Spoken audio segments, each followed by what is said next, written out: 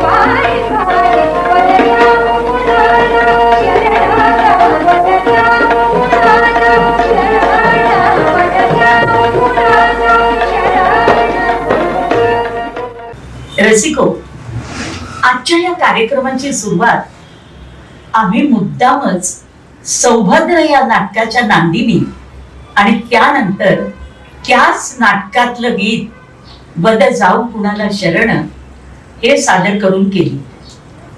आता तुम्ही म्हणाल असं का? अहो, कारण उघड आहे.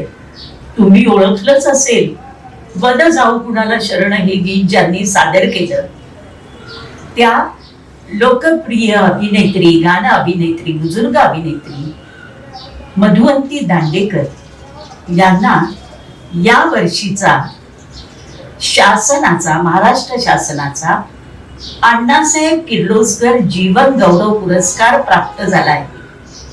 खरं पाहता मधुवंतीबाई ह्या आमच्या म्हणजे माझ्या वडिलांची जी संस्था रंगशारदा प्रतिष्ठान आणि विद्याधर गोखले संगीत नाट्य प्रतिष्ठान या दोन्ही संस्थांची निगडीत असलेल्या अशा या कलाकार रंगशारदेच्या जवळजवळ सगळ्याच उपक्रमातनं किंवा नाटकातून त्यांनी भूमिका केल्या. जर आता लॉकडाऊनची परिस्थिती नसती, कोविडची परिस्थिती नसती तर कदाचित एका मोठ्या रंगमंचावर आम्ही वेगळा कार्यक्रम सादर करून त्यांचा सत्कार समारंभ घडवून आणला असता. पण तो योग काही जून महिन्यापासून आज तागायत येईना. अखेरीस आम्ही असा विचार केला की निदान नाट्यगीत रंगच्या माध्यमातून तरी आपण मधुवंतीबाईंचं हा पुरस्कार जाहीर झाल्याबद्दल अभिनंदन करावं. मधुवंतीबाई, रंगशारदा प्रतिष्ठान, विद्याधर गोखले प्रतिष्ठान आणि शुभश्री आणि मी स्वतः शुभदा दादरकर सर्वांच्या वतीनं तुमचं अभिनंदन करते. अभिनंदन. खूप धन्यवाद. खूप धन्यवाद. मधुवंती दांडेकर ह्या आमच्याशी किती संबंधित आहेत हे तर मी तुम्हाला सांगितलंच, पण आजचा जो कार्यक्रम आहे तो महिला दिनाच्या निमित्त करणार आहोत. मग मधुवंतीबाईंची मुलाखत घेत असताना असा विचार मनात आला की अजून एक अशा महिला कलाकाराला आपण आमंत्रित करावं की जेणेकरून आपोआपच संगीत रंगभूमीचा चालता बोलता धावता सगळाच इतिहास उभा राहील. कारण का माहितीये का, मधुवंतीबाईंनी जो काळ उभा केला आपल्या भूमिकांमधनं, तो सौभद्रपासनं स्वयंवर पर्यंत अनेक नाटकातल्या भूमिका, जवळजवळ 18-20 भूमिका त्यांनी सादर केल्या आहेत. साठोत्तरी काळातही त्यांनी काम केलं आहे, बदराची मंदिरी, मंदारमाला इत्यादी नाटकातनं. पण तरीही जास्त करून जुन्या नाटकातून त्यांनी भूमिका केल्या.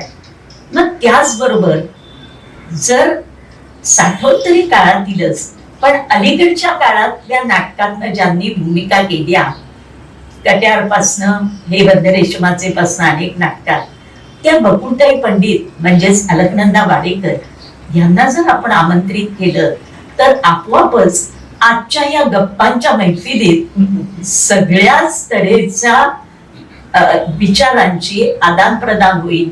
आपोआपच वेगवेगळ्या विषयावरती गप्पा मारल्या जातील. आणि म्हणून आजच्या कार्यक्रमात आम्ही बकुळताई पंडितांनाही सामावून घेतलंय. तेव्हा नमस्कार मधुवंती दांडेकर आणि नमस्कार बकुळताई. नमस्कार. नमस्कार. अगदी मुलाखत म्हणत नाही बरं का, पण एक चालतं बोलतं तुम्हाला बोलतं करण्याचं आहे. हो. किंवा आपल्याला गप्पा मारायला देखील काहीतरी विषय पाहिजे नाही का. हो. म्हणून मी आपले काही प्रश्न विचारते. तर त्यातला अगदी पहिला प्रश्न तुम्हाला विचारते तो असा, आज मधुवंती दांडेकर म्हणून तुम्हाला संगीत रंगभूमीवरची गान अभिनेत्री म्हणून सगळे ओळखतात, पण अगदी लहानपणापासून म्हणजे अगदी शालेय जीवनात, कारण शाळेत बघा नेहमी एक विषय नेहमी दिला जातो, मला मोठं झाल्यावर कोण व्हायचं, आणि बहुतेक सगळ्या मुलांचं उत्तर शिक्षिका व्हायचं वगैरे असतं. तर असं तुम्ही काही ठरवलं होतं का शालेय जीवनात किंवा महाविद्यालयीन जीवनात की आपण मोठेपणी याच क्षेत्रात आपल्याला काहीतरी नावलौकिक करायचं आहे किंवा आपल्याला इथेच करिअर करायचे, असं तुम्ही काही ठरवलं होतं का? हा माझा पहिला प्रश्न आहे. हा, सांगायचं तर माझी आई मनोरमा सहस्रबुद्धे ती गायिका होती आणि घरात ती गाण्याची नेहमी तिचा रियाज ती शिकायची, ते चालू असायचं. तर ते माझ्या कानावर पडतच होतं. आणि आई वडिलांनी माझा एक आवाज ओळखून किंवा गाण्याकडचा कल ओळखून त्यांनी मला खूप उत्तेजन दिलं, प्रोत्साहन दिलं आणि मी शास्त्रीय संगीत शिकायला सुरुवात केली. आणि महत्वाची गोष्ट म्हणजे मला माझ्या आईने संगीत भूषण राम मराठे आणि अतिशय लोकप्रिय आणि उत्तम गायिका माणिक वर्मा हे दोन माझ्या पुढे आदर्श ठेवले होते. त्यामुळे त्यांच्यासारखं गायिका व्हायचं हे मात्र माझ्या मनात नक्कीच होतं. पण मला वाटतं त्या काळातल्या बहुतेक सगळ्यांचे आदर्श हे दोन व्यक्ती होते. अगदी बरोबर. गाण्याच्या संगीताच्या क्षेत्रात असे खूप जण ओळखीचे भेटतात आणि म्हणतात रामभाऊ मराठे आणि माणिक वर्मा यांचे आदर्श. बरं, हरकत नाही. जे तुम्ही थोडक्यात हे ठरवलं होतं, गाण्यात तर करिअर करायची नक्कीच ठरवलं होतं, अभिनयात माहित नाही पण गाण्याचं नक्कीच. मग कदाचित शालेय जीवनात किंवा महाविद्यालयीन जीवनात अशी एखादी स्पर्धा गाण्याची की ज्याच्यामध्ये तुम्हाला पारितोषिक मिळालं आणि तिथे मात्र नक्की ठरलं की आपण आता गाणंच करायचं, हो, तर असं काही तुम्हाला पारितोषिक मिळालं होतं का? हो, शाळेमध्ये तर मला नेहमीच म्हणजे संस्कृत भाषेतले असो मराठी असो शिक्षक मला बोलवतच असत आणि मी त्याच्यात पाठांतर किंवा गायन अभिनय करून तुझ्या गळा माझ्या गळा त्याच्या आणि मी अतिशय संकोची होते त्यासाठी तुझ्या गळा माझ्या गळा हे करताना मला भयंकर संकोच वाटायचा. पण त्याच्यात माझी सुरुवात झाली आणि नंतर आम्ही रणधुंदुभी नाटकातला एक छोटा प्रवेश केला होता शाळेत. हो, शाळेत असताना असं खूप शाळेतून आम्ही हे करत असू कार्यक्रम. आणि पुढे मात्र मी SP कॉलेजमध्ये जेव्हा गेले तर त्यावेळेला अर्थातच संगीत स्पर्धा होती आणि माझी त्याची कॉलेज जीवनातली पहिलीच स्पर्धा. तर त्यावेळेला मी पुण्याला आमच्या तिथे बाळ माटे राहायचे, बाळासाहेब माटे जे उत्तम संगीतकार हो. हा, तर त्यांच्याकडे मी शिकायला जातो, ते आईने पाठवलं होतं. तर त्यांचं एक गाणं त्यावेळेला मी स्पर्धेत गायलं तर माझा अर्थात पहिला नंबर आला त्याच्या. बाबा, मग ते गाणं तर आता तुम्ही ऐकवलं तर आम्हाला खूप आनंद होईल. चालेल. ऐकवता का तुम्ही? चालेल. जरा देऊ? हो चालेल. कुठला काळी ती गाडी. घ्या.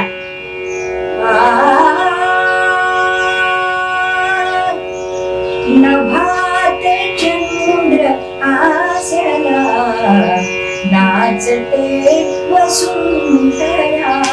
नभात चंद्र आसला नाचते वसुंधरा. या सुरम्य चांदण्यात, या सुरम्य चांदण्यात, या सुरम्य चांदण्यात भूमी गोल नाहला.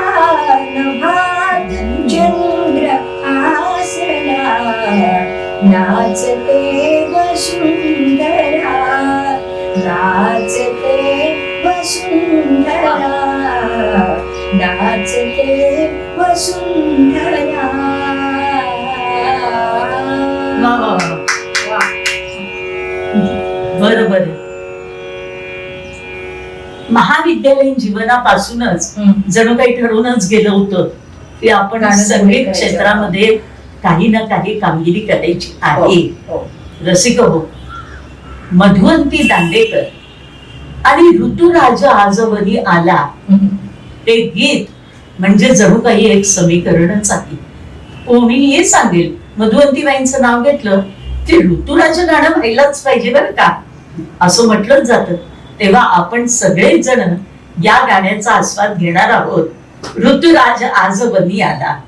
ऋतुराज आजवनी आला, ऋतुराज आजवनी आला, ऋतुराज आजवनी आला, ऋतुराज आजवनी आला. नव सुमनांचा नव कलिकांचा, नव सुमनांचा नव कलिकांचा बहर घेऊनी आला, बहर घेऊनी आला, बहर घेऊनी आला. ऋतुराज आजवनी आला, ऋतुराज आजवनी आला.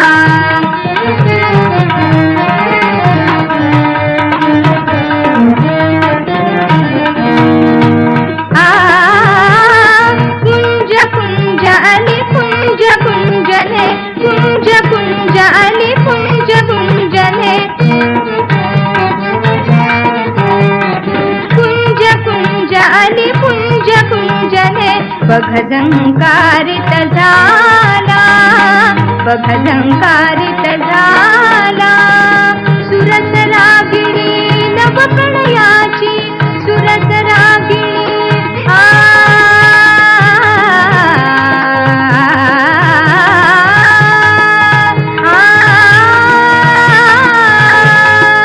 सुरस रागिणी नवकणयाची. कोकिळ छेडिताला, कोकिळ छेडिताला. नवथर सुंदर शीतल निर्झर त्यात रंगुनी गेला, त्यात रंगुनी गेला, त्यात रंगुनी गेला. ऋतुराज आजवनी आला, ऋतुराज आजवनी आला.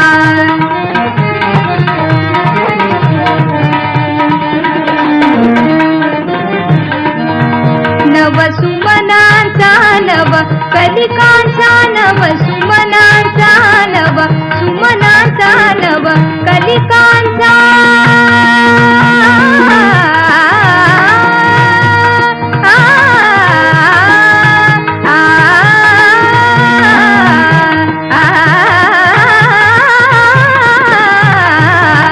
नव सुमनांचा नव कलिकांचा बहर घेऊनी आला, बहर घेऊनी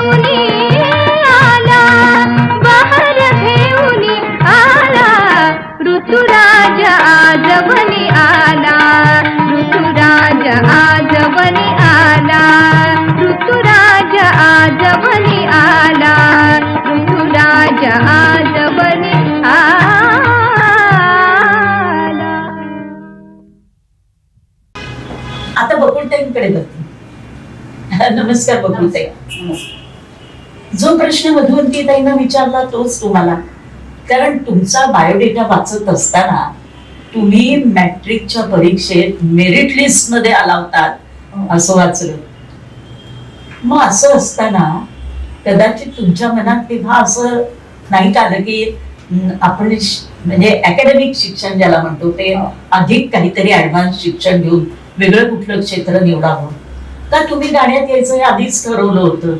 मला जरा खूप उत्सुकता आहे, कारण नेमकं गाण्याच्या क्षेत्राकडे तुम्ही कशा आला? मी मॅट्रिकच्या परीक्षेला मेरिट मध्ये आले आणि त्यावेळेला माझ्या मनात आणि घरच्यांच्या, आई वडील आणि सगळ्या नातेवाईकांच्याही मनामध्ये मी डॉक्टर व्हावं असंच होतं आणि माझ्याही मनात होतं. आणि त्या दृष्टीनं माझ्या काकांनी मला सेकंड काटा असलेलं घड्याळ मॅट्रिकला मी बोर्डात आले म्हणून बक्षीस दिलं होतं. नेहमीच ठरलेलं. तेच हे घड्याळ आहे, तेच हे घड्याळ आहे. 1964 सालचं आहे. वा, एवढं जपून हो. ठेवले. आणि त्यावेळेला मला गाण्याची आवड तर होतीच आणि माझ्या आई वडिलांनाही गाण्याची खूप आवड होती, त्यामुळे त्यांनी मला गाणं शिकवायचा प्रयत्न केला. आणि तेव्हा गीत रामायण खूप प्रसिद्ध होत. बरं. तर त्यांनी मला गीत रामायण शिकवलं, म्हणजे वडिलांनी नाही शिकवलं, पण तिथे भगवान धारक म्हणून एक ग्रस्त होते, तर त्यांनी मला गीत रामायण गायचे. तर त्यांनी मला गीत रामायण शिकवलं आणि प्रत्येक गाणं ज्या रागावर आधारित आहे त्याची सुरावर त्यांनी मला सांगितली आणि शिकवली. बरं. आणि मी ते ग्रहण करत गेले. आणि त्यावेळेला माझ्या लक्षात आलं की आपल्याला नोटेशन करता येतं. बरं. आणि मग हळूहळू म्हणजे मी त्या गाण्यामध्ये रमत गेले आणि असं वाटलं की नको, आपण गायिका व्हायचं, आपल्याला नोटेशन येतं करता आणि पिकअपही चांगला आहे. आणि पण सुरुवात माझी गीतरामायणापासून झाली आणि नंतर मी शास्त्रीय संगीताकडे वळले. हो. आणि मग त्यानंतर नाट्यसंगीत वगैरे मग हे सुरू झालं माझं. हो. मग एकदा गाणं करायचं ठरवल्यानंतर हैदराबादमधून मी पुण्याला आले. हैदराबादला? हो, मी हैदराबादला होते आणि मॅट्रिक मी तिथून झाली. कॉलेजचं पहिलं वर्ष होईपर्यंत मी हैदराबादला. तर तिथलं जे काही कामतकर म्हणून दिगंबर कामतकर, भगवान धारक आणि पाटील, उत्तमराव पाटील, असे 3 जण माझे गुरु, पहिले धारक. बरोबर. पण आता एकदा गाणं करायचं म्हटल्यानंतर मग हैदराबादून मी पुण्याला आले. पुण्याला माझी आजी होती, आमचं घर पुण्यात होतं. तर तिच्याकडे राहून मी फर्ग्युसन कॉलेजमध्ये नाव घातलं आणि तत्वज्ञान, मानसशास्त्र आणि अलाइड विषय म्युझिक शिकवायला तिथे फर्ग्युसनला किंवा पुणे विद्यापीठात कुणीही नव्हतं, कारण आजपर्यंत नुसता त्यांनी कोर्स केला होता पण शिकवायला कुणी नाही. तर त्यांनी म्हणजे युनिव्हर्सिटीने सांगितलं की तुमचं तुम्ही शिका, आम्ही परीक्षा घेण्याचं काम करू, तेवढं आम्ही करू, पण थिअरी किंवा जे काही राग आहेत ते कसे म्हणायचे शिकायचं हे मात्र ते तुमचं तुम्ही बघायचं. तर मी जेव्हा पुण्याला आले त्यावेळेला पहिलेच माझे गुरु वसंतराव देशपांडे. वा. म्हणजे आणि कारण मी हैदराबादला असल्या कारणाने आम्हाला तसं गाण्याच्या क्षेत्रातलं कोण काय असं फार कमी माहिती. पण वसंतरावांचे एक नातेवाईक आमच्या परिचयाचे हैदराबादला राहायचे, त्यांनी सांगितलं वसंतराव शिकवतील ना म्हणून. बरं म्हटलं. तोपर्यंत मी त्यांची फक्त सिनेमातली गीतं ऐकली होती. आली सखी आली पिया मिलना वगैरे, तर ती तेवढीच मी 1-2 पदं ऐकली. पण त्यांचं शास्त्रीय ज्या वेळेला म्हणजे तुम्ही हे शिकवा का असं विचारायला माझी आई आली होती, तर त्यांनी काहीही आढेवेढे न घेता त्यांनी मला शिकवीन म्हणून सांगितलं. म्हणजे तुमच्या या तऱ्हेने संगीत क्षेत्रातली वाटचाल सुरू झाली. पण मी घोडदौड शब्द का वापरते माहितीये का, पुढे तुम्ही असं म्हटलंय आणि त्याप्रमाणे आकाशवाणीच्या ज्या म्हणजे आंतरभारतीय सगळ्या स्पर्धा झाल्या, तो सुगम संगीत आणि शास्त्रीय संगीत दोन्ही स्पर्धांमध्ये तुम्हाला पारितोषिक मिळालेलं आहे. जसं मधुवंती एकदा विचारलं तसंच विचारते, त्यावेळेच गाणं किंवा रागदारी जर गायला असाल तर कुठली चीज गायली होती आठवतंय का? तुम्ही गाल का थोडस झलक अगदी छोटे? 1965 साली मला उपशास्त्रीय मध्ये मिळालं आणि 66 साली क्लासिकल मध्ये मिळालं. क्लासिकल मध्ये मी केदार राग गायले होते. बरं, मग आता थोडी झलक ऐकवा ना, 1 मिनिट तुम्हाला स्वर देते. कळीच्या. हा या.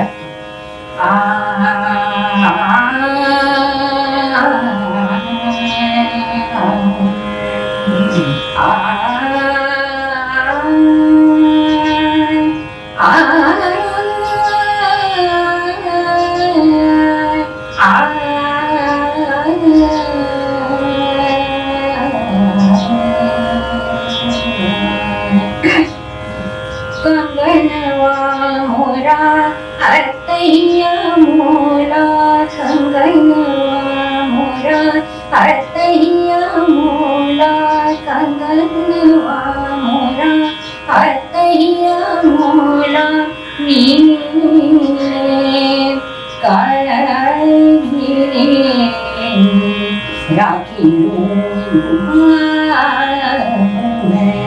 कैसे घरवा जाऊं रे, कंगनवा मोरा हरतैया मोरा, कंगनवा मोरा हरतैया मोरा, कंगनवा.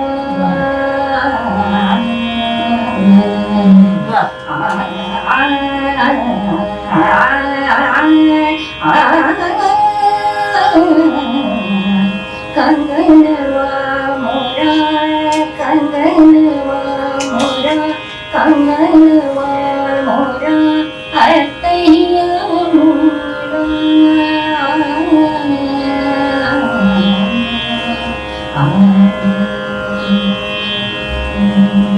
बकुळ त्यांच्याकडनं आपण केदार रागातली ही बंदिश ऐकली, पण जसं मगाशी मधुवंतीबाईंच्या बाबतीत सांगितलं तसंच बकुळताईंचं आहे.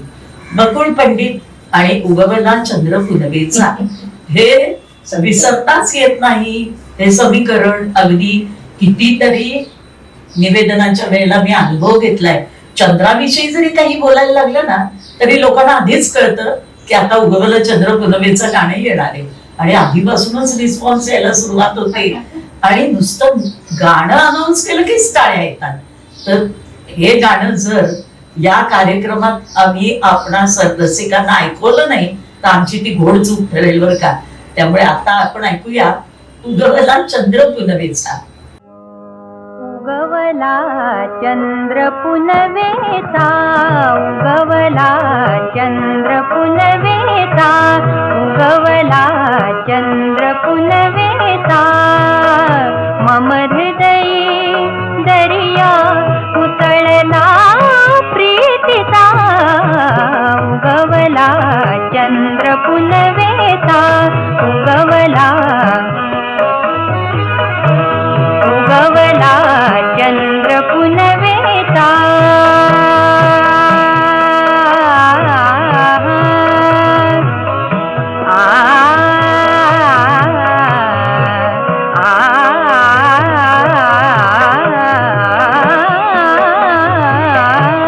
उगवला चंद्र पुनवेचा.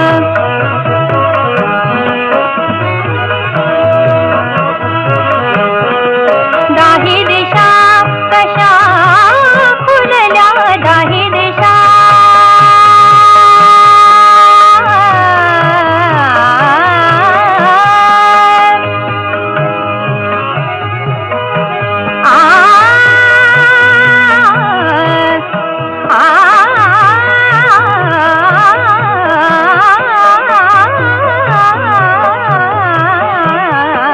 दाही दिशा कशा फुलल्या, दाही दिशा कशा फुलल्या, दाही दिशा दाही दिशा कशा फुलल्या, दाही दिशा कशा फुलल्या, दाही दिशा कशा फुलल्या, दाही दिशा फुलल्या, वनी वनी कुमुदिनी फुलल्या, वनी वनी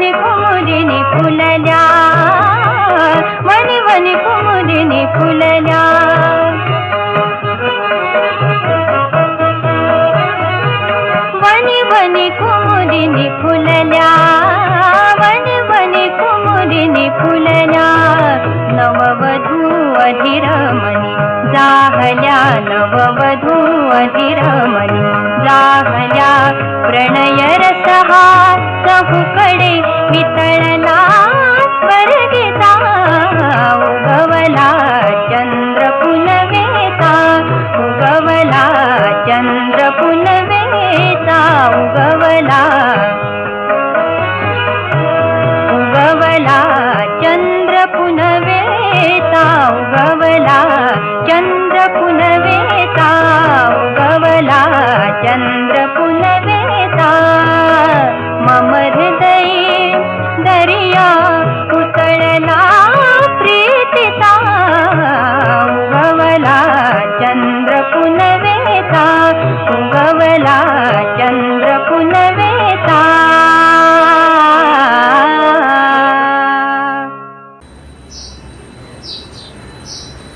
बरं, आता दोघींनाही एक प्रश्न विचारणार आहे. प्रथम मधुवंतीताई तुम्हाला विचारते की कुठलीही स्पर्धा, कारण दोघींनी स्पर्धेतली आता गाणी तुम्ही ऐकवली, कोणतीही स्पर्धा ही एक व्यावसायिक रित्या आपण कामकाज सुरू करण्यापूर्वीची एक पायरी ठरते. तर तसं राज्यनाट्य स्पर्धेत तुम्हाला मृच्छकटिक नाटकात वसंत सेनेच्या भूमिकेला पारितोषिक मिळालं.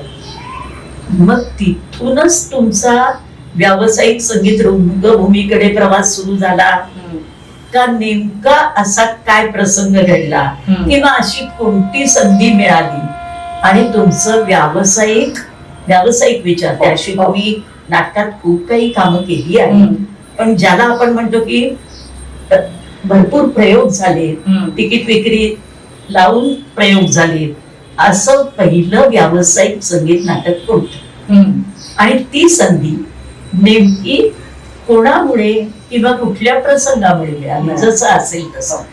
मी शालेय वयात असतानाच शास्त्रीय संगीत शिकत होते आणि लग्न व्हायच्या आधीच मी भारत गायन समाज पुणे इथून संगीत विशारद झालेली होते.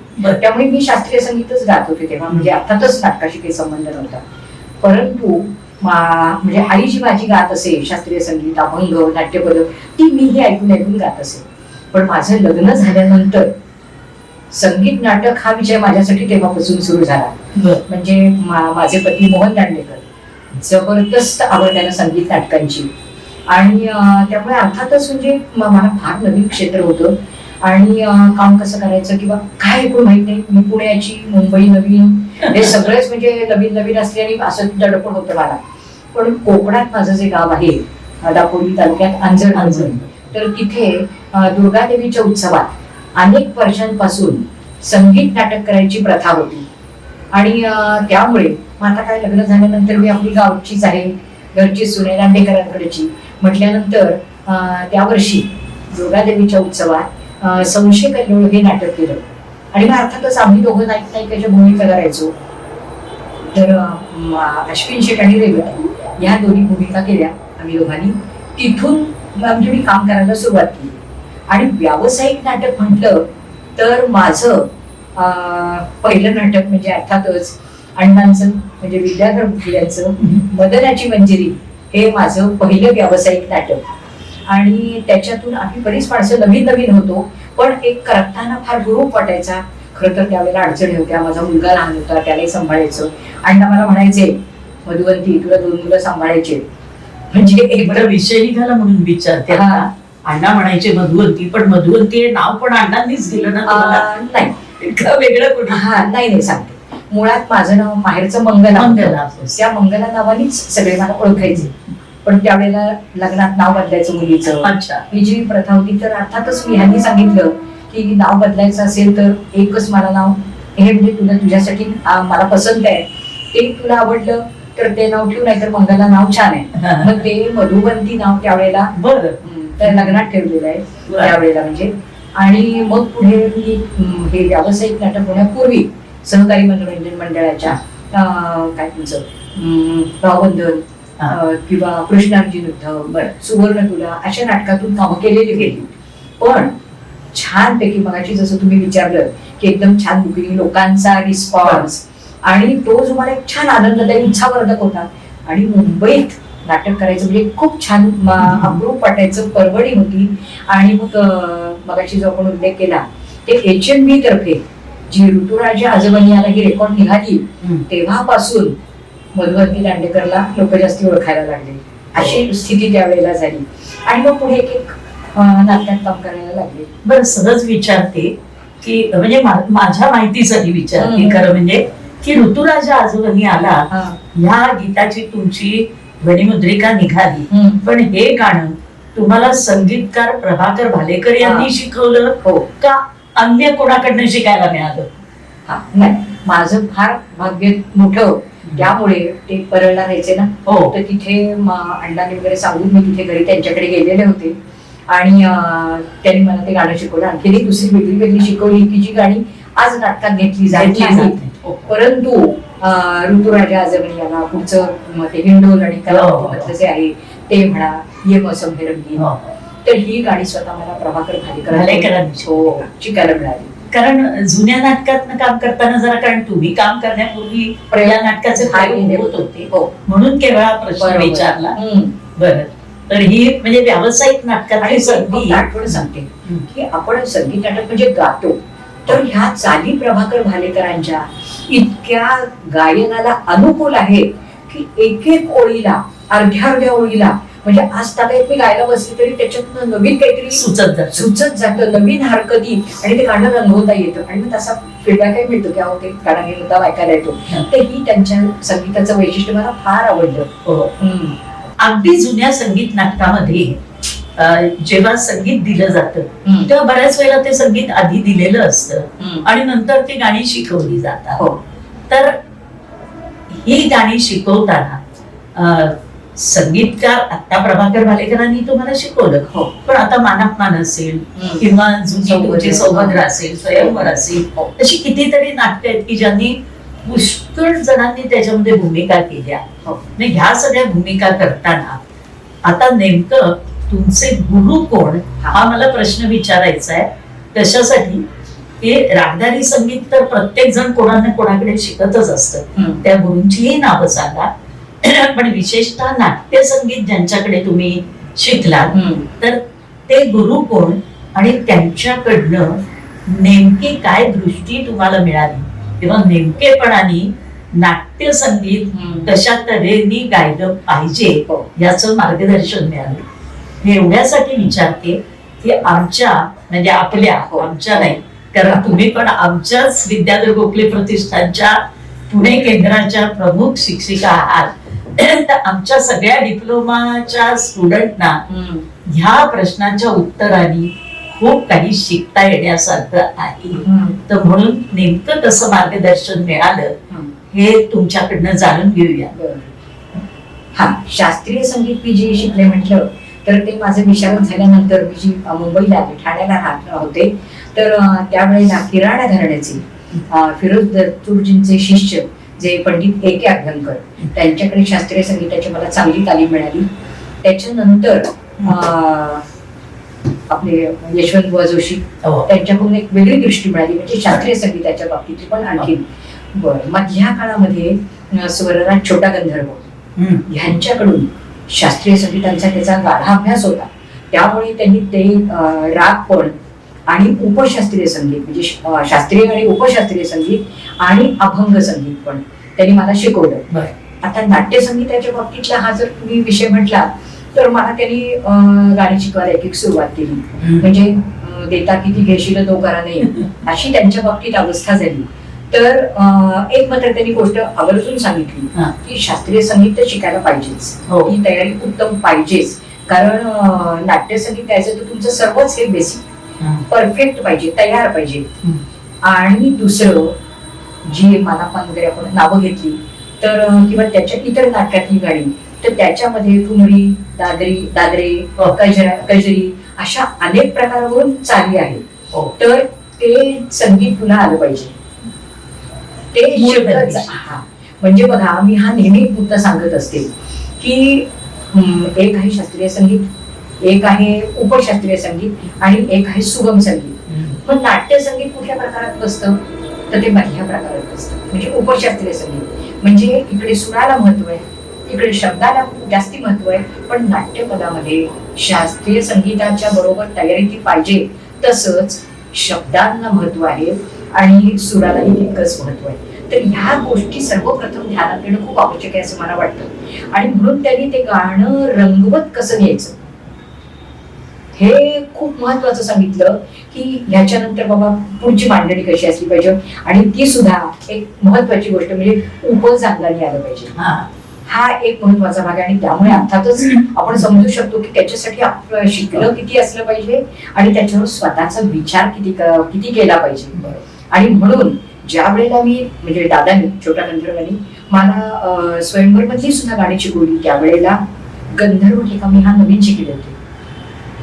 विद्यारण मधली पण काही गाणी तशी आहेत, परंतु ते ज्या ठिकाणी नाथा हा माझ्याला उठायचं ते मी घरी किती महिने रियाज करत होते आणि सहजपणाने मला ते उठता येईल तिथपर्यंत मी ती प्रॅक्टिस केली आणि मगच मी बाहेर गायला सुरुवात केली.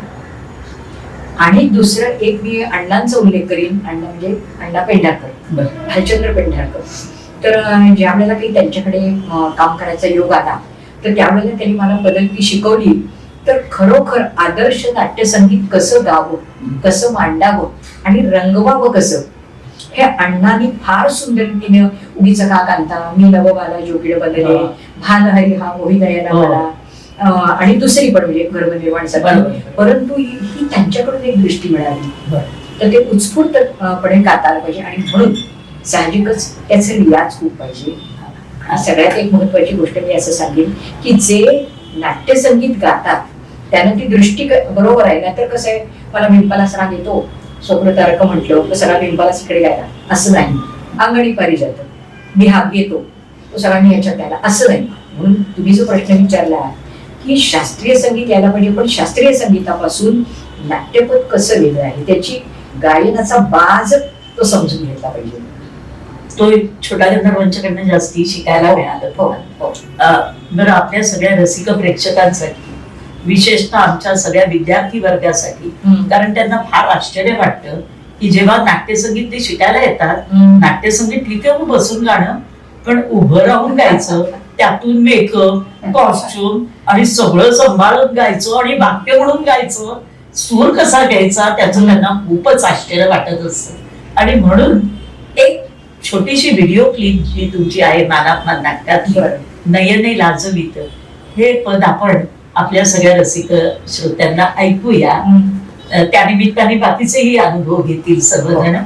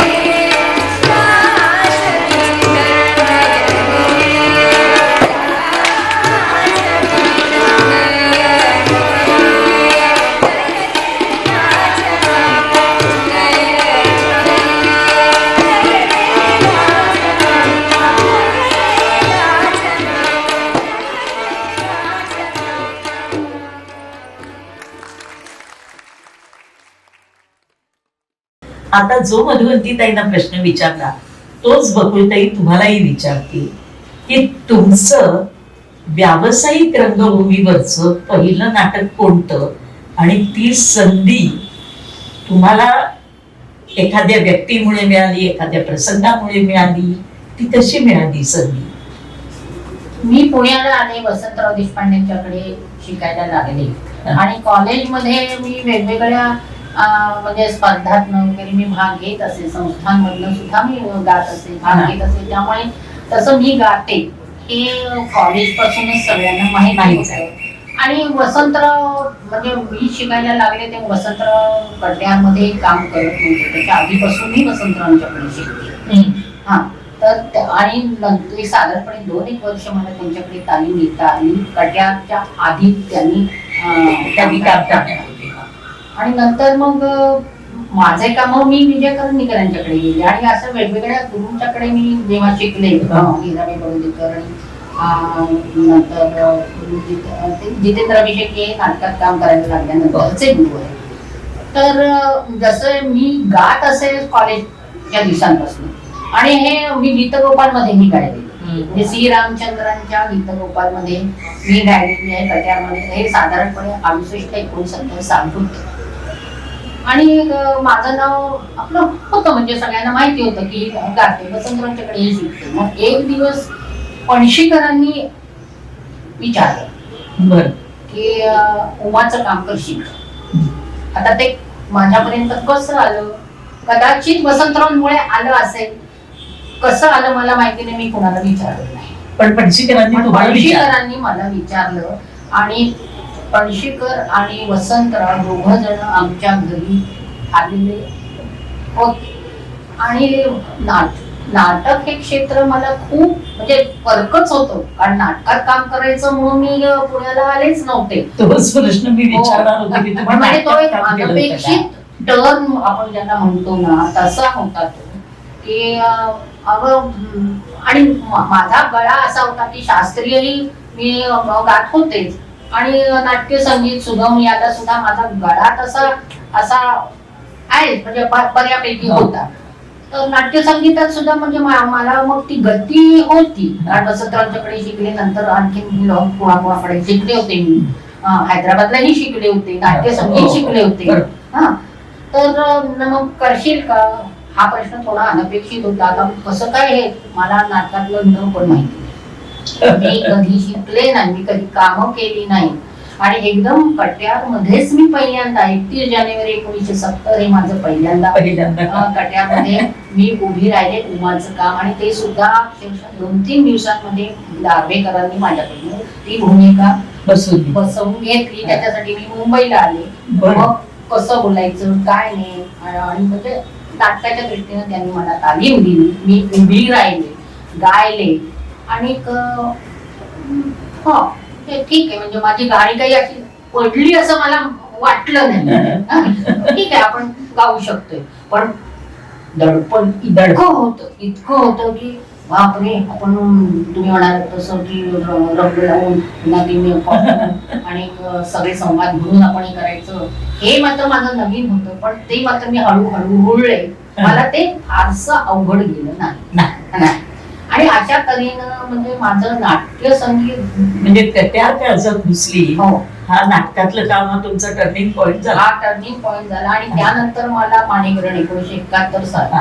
आणि मग मला नाटकं काही काही मिळत गेली आणि मी नाटकात उभी राहिली की ज्या नाटकात काम करायचा हा मूळ हेतू माझा नव्हताच, तरी पण इकडे मला टर्न मिळाला आणि मी नाट्य संगीत गायिका. शास्त्रीय माझं होतच, मी शिकतच होते आणि शास्त्रीय संगीताचा बेस मधुवंतीबाई म्हणाल्या तसं हा पाहिजेच. म्हणजे यमन जसं त्या म्हणाल्या त्या अगदी बरोबर आहे की यमन हा एकच एक यमन नाही. निरेगा मध्यविसा सांगितलं वगैरे आता हा माझाचा यमन आणि देमज देवा जन्महाचा यमन खूप वेगळं, तो कल्याणांगाचा आहे. पण हे सगळी माहिती पाहिजे आणि त्याच्यासाठी तुम्हाला शास्त्रीय संगीत शिकलंच पाहिजे, त्याला पर्याय नाही.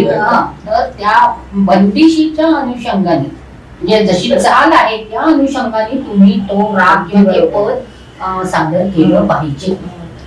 जुने लोक म्हणजे मगाशी जे यशवंतभावांचं नाव घेतलं मधुवंती ताईंनी, आता मला सहज आठवलं, ते नेहमी म्हणायचे बंदिश गाणं. हा. ते रागदारी संगीत असं आणि बंदिश गाणं, एका रागातल्या तुम्ही 10-12 बंदिशी जमवा, आपोआप तो राग वेगवेगळ्या तऱ्हेने यायला लागतो. आणि त्या रागाची समज तुम्हाला निर्माण होते, वाढते. बरोबर. म्हणजे तुला गाणं येतं का, ते वसंत म्हणत, गाणं येतं का आणि तुला गाणं येतं का, या दोन्ही गाण्यात फरक आहे. फरक आहे, बरोबर. गाणं म्हणजे एकच आहे, कुठलं तरी गाणं येतं का, हो येतं, हे गाणं येतं, पण गाणं येतं का तुला, म्हणजे सर्वांगाने जे काही आहे मांडता आलं पाहिजे. आणि त्यासाठी शास्त्रीय संगीत शिकायला आणि वेगवेगळ्या बंदिशी शिकायला म्हणून महात्माची विद्या घ्यायला यायलाच पर्याय नाही. बरं, आता मगाशी जेव्हा नयने लाजवीत गाणं रसिकांना ऐकवत होतो, त्याच वेळेला मला सहज तुमचंही पद आठवलं, क्षण क्षण झुरती नयन कोणा सांगू, विकल मना आज झुरत असाय. त्यामुळे हे पद पण आपण रसिकांना त्याचा आनंद देऊया, त्या गाण्याचा आनंद रसिक घेतील.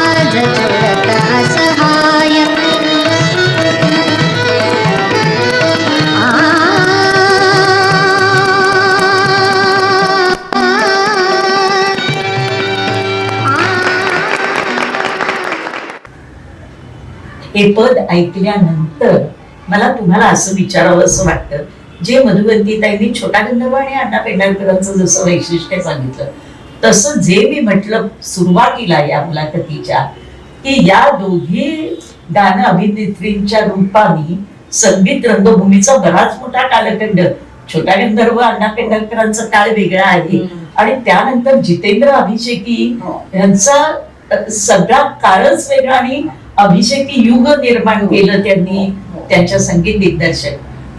मला तुम्हाला असं विचारायचंय प्रश्न, कारण हा जास्ती महत्वाचा का वाटतो मला, की त्यांनी संगीत देताना केलेला विचार आणि तो विचार नेमका गायक कलाकारांपर्यंत पोहोचवणं आणि त्यांच्याकडून तसं गाणं करवून घेणं. तर तुम्हाला या निमित्ताने अभिषेकी बुवांकडे शिकताना असा काही अनुभव आला का? विकलमन वर्ग का विचारते, हे गाणं आमच्या इथे डिप्लोमाला वर्गात शिकवताना रामदास कामत त्याची आधीची बंदिश नेहमी शिकवायची आणि मग नंतर गाणं शिकवायचे. तर असंच अभिषेकी बुवा करायचे का, हा मला प्रश्न विचारायचा आहे. मला शिकवताना तसं केलं नाही. हा म्हणजे विकलमन नाही, का घरीला परदेश हे जे पद आहे हे दादऱ्यावरून घेतलेलं आहे आणि तो दादरा हे बंध रेशमाचे या नाटकात दुसऱ्या अंकात होता आणि तो मीच गायला. बरोबर. हा, तर त्या दादऱ्यावरून शांताबाई शेळक्यांना त्यांनी सांगितलं शब्द लिहा. शब्द लिहा. बरोबर. आणि मग ते विकलमन आपलं दादरीला परदेश हे त्या दादऱ्यावरून घेतलेलं, कारण ते कथानकच असं आहे की त्या दादऱ्याची आणि हे मी कुठेतरी ऐकलंय किंवा सरस्वती कुठेतरी ऐकलंय असं असा संदर्भ आहे त्याच्यामध्ये. थोडस त्या दादरचं ओळी गुणगुणाला नुसत्या अगदी थोड्या नावाला स्वर काय चालूच ठेवू का? अगदी 2 ओळी गुणगुणला तरी चालेल, पण तेवढ्या म्हणून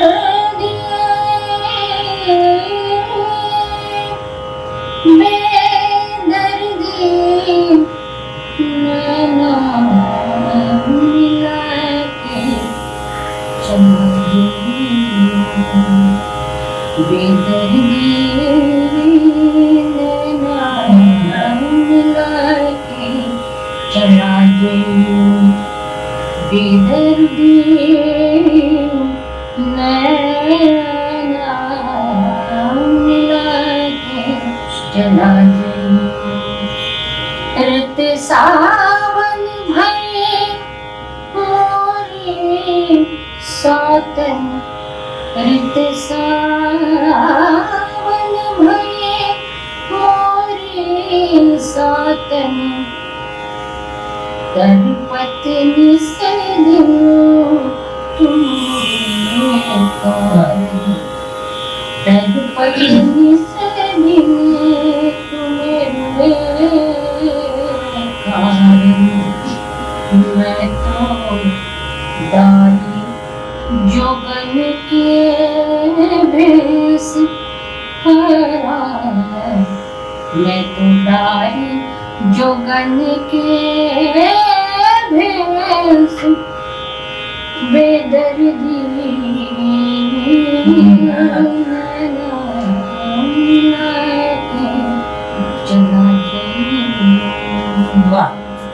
हे आता तुम्ही गाऊन दाखवलं ना मुकुलताई, हे अगदी बरोबर आहे. म्हणजे नाट्यपदात तो भाव कसा आला पाहिजे. बरं, नाट्यपद म्हणजे काय फक्त काही गायकीची पद्धत असं नाही आहे. जो आपण उदाहरण बघितलं की सर्व तऱ्हेची पद आहेत, म्हणजे जी साखीपासून सुरुवात होते की अगदी लावणी सुद्धा विषयानुसार सगळे येतात. मग तो उपशास्त्रीय संगीताचा जो आपण मुद्दा बोललो तर त्यानुसार त्यात भाव येणं, जो तुम्ही दादरा गाऊन दाखवला तो वेरी छोडगय वगैरे, लावणीमध्ये आदा असते, संगीत नाटकात आला नाहीये पण अभिनय आहे. अभिनय म्हणून तुमच्या तो स्वरातनं अभिनयातनं दिसला पाहिजे आणि म्हणून त्याच्यातून तुम्ही पहिलं चांगलं दाखवलं आणि त्या अर्थाचंच गाणं असल्यामुळे तो परदेशामध्ये सुद्धा तोच भाव आला. हे नाट्यसंगीत असं आलं पाहिजे. नाही म्हणजे महत्वाचा मुद्दा काय आहे की वसंतराव देशपांडे हे नेहमी म्हणायचे, तू बोलतेस तशी गा. हा, मग बोलतेस तशी गा म्हणजे काय? गद्यामध्ये आपण जेव्हा बोलतो त्यावेळेला स्वराचे चढउतार असतोच, समजूनच आपण म्हणजे आदान प्रदान चालतं. मग तसं तो जो भाव आहे तो गाण्यामध्ये व्यक्त झाला पाहिजे. म्हणजे ती सहजता पाहिजे, ते लालित्य पाहिजे, ते सौंदर्य पाहिजे. आणि आपण गातोय मुद्दाम काही करतोय असं न करता सहजपणे ते मांडलं गेलं पाहिजे. तसं ते बोलतेस ना तू, तशीच गा. आणि ते मात्र माझ्या डोक्यामध्ये अगदी बसलं होतं की नाही, आपल्यात सहजता आली पाहिजे. मुद्दाम असं हे आपण गातोय असा भाव किंवा असा आविर्भाव त्याच्यामध्ये असता कामा नाहीये. आणि कुठल्याही गाण्यामध्ये सगळंच गाणं त्याच्यात नाट्य असतंच. म्हणजे शास्त्रीय संगीतात सुद्धा नाट्य आहे. बरोबर. लावणी, अभंग किंवा नाट्यसंगीत, उपशास्त्रीय बाकीचे जे तोडी, दादरा वगैरे, गजल यात भाव आहेतच. पण शास्त्रीय मध्ये त्याला साहित्याची थोडी जाण लागते. तर ती जाण म्हणजे त्याच्यात काय शब्द आहे, मग त्यानुसार तुम्हाला ते आले पाहिजे. म्हणजे ते आधी ते समजून घ्या शब्द काय आहेत ते. बरोबर. आणि संगीतकार हेच करतो की तो त्याच्याप्रमाणे चाल लावतो आणि तुम्हाला त्यातल्या जागा सांगतो आणि त्या साहित्याच्या अंगाने तुम्ही त्या आत्मसात करायच्या असतात. बरोबर. हा त्यातला मुद्दा आहे. बरोबर. तेच हा अभिप्रेत होतं. म्हणजे हे सगळ्यांच्या समोर येणं खूप गरजेचंही होतं. या आपल्या मुलाखतीच्या निमित्ताने ते सर्वांच्या समोर आलं, ही खूप चांगली गोष्ट झाली.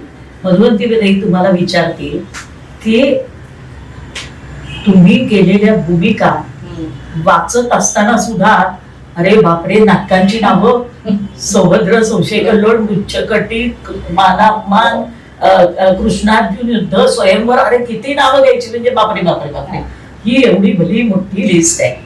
पण मग ह्या एवढ्या भूमिका तुम्ही केल्या, कारण कुठलंही असेल, वेगवेगळ्या संस्था असतील, वेगवेगळ्या लोकांनी दिलेल्या संधीमुळे असेल, पण ह्या एवढ्या भूमिका केल्यानंतर तुमची सर्वात आवडती भूमिका कोणती?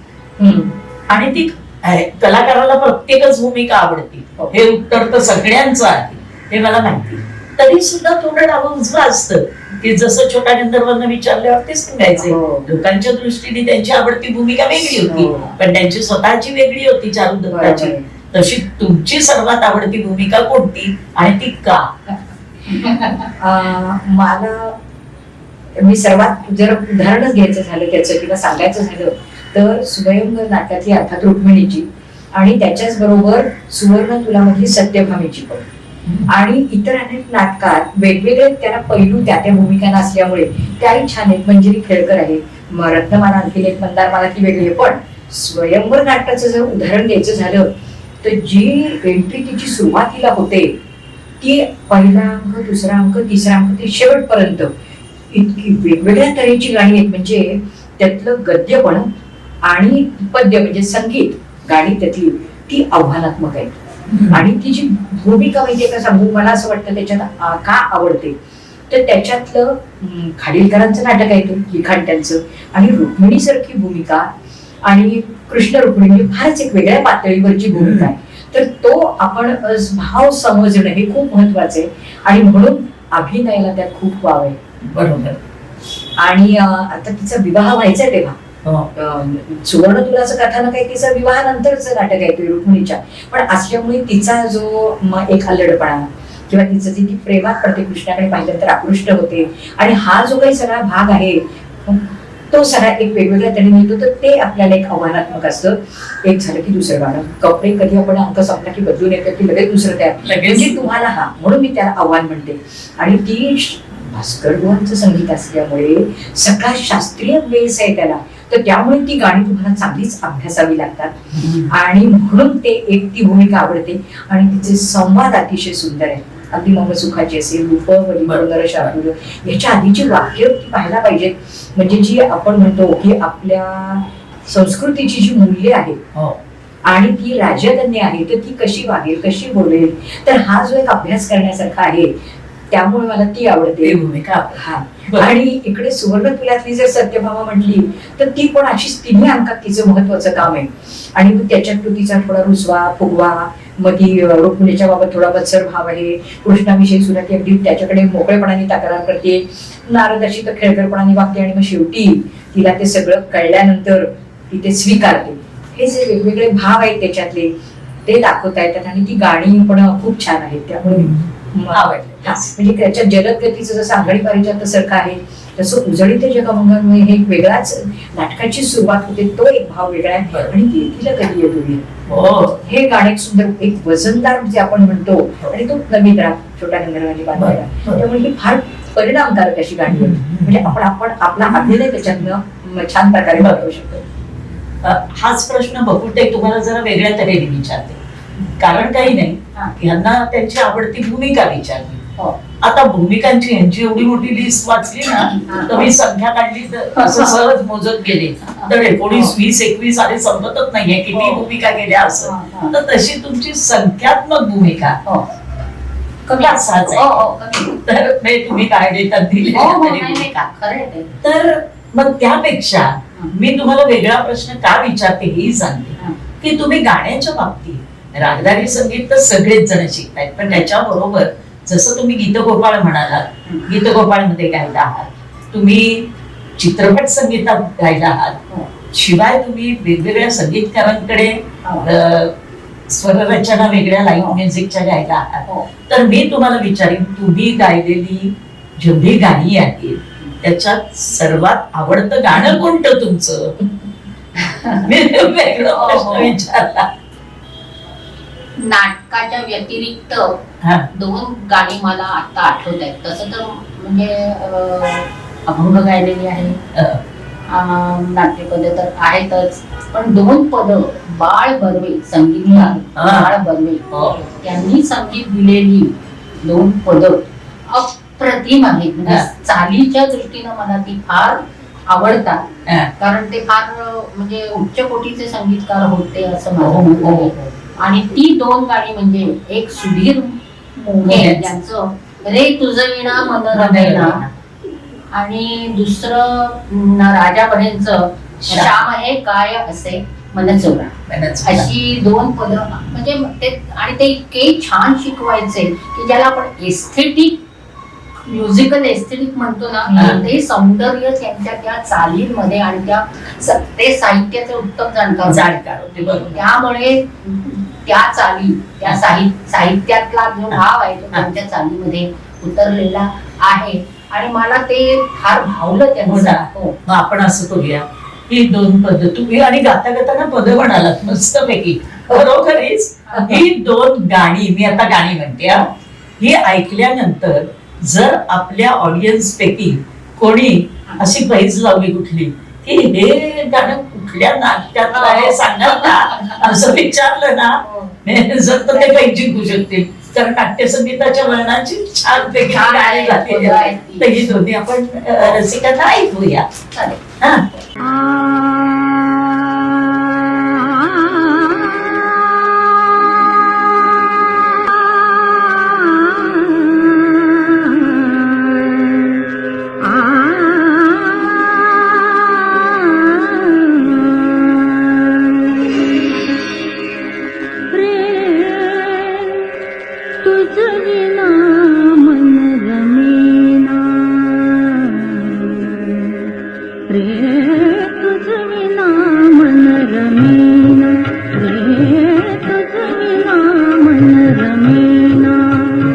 जरी पुनवेल फुलनी होवती तरी जीवा गमेन रे तुझविना मन रमेन रे तुझविना मन रमेना. जरी पुनवेल फुलनी होवती तरी जीवा गमेन रे तुझविना मन रमेना रे तुझविना मन रमेना.